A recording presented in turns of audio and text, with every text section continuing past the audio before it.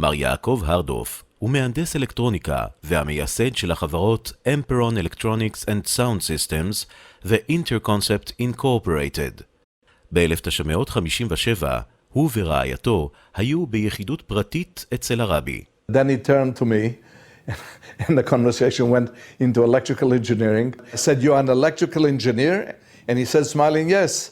And as a matter of fact, when I came to this country, I wanted to contribute for the war effort. It was the war years. And I was a supervisor at the Brooklyn Navy Yard for the electrical work they were doing on the ships. And I said, I really, it's hard to conceive a rabbi who is also an electrical engineer. I asked him what exactly kind of work did he do in the Navy Yard, being a supervisor of what? And he said that all these Liberty ships and all the ships that came into the Navy Yard, that being constructed in the Navy Yard, they all had electricians wiring them completely for lighting, for power, for all the electrical controls and so on. And he says, and his job was to go with the blueprints and see that all the wiring was done according to blueprints. Actually to check that the wiring was done right, which is a very, very responsible job. And he said that he did this work with a great appreciation because he said that at least I did my share for the war effort of the United States, which gave me shelter. Then he said, "Now I hear from Rabbi Besser that you are an electrical engineer yourself." And I said, "Yes."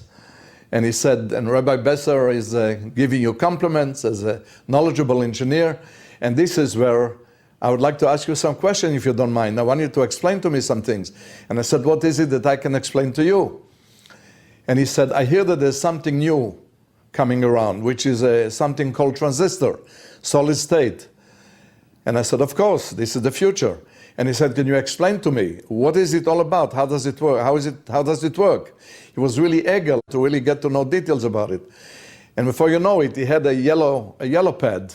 And I pulled my pen, he had a pencil, and I came to the table.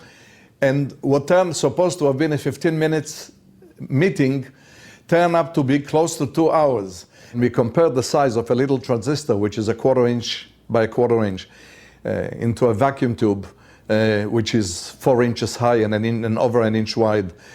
And the transformers, the fact that transistors are using very low voltages, 5 volts, 6 volts, at maximum 12, as compared to the audio amplifiers of the day, which were using 450 volts, and transformers that were weighing 2 pounds apiece.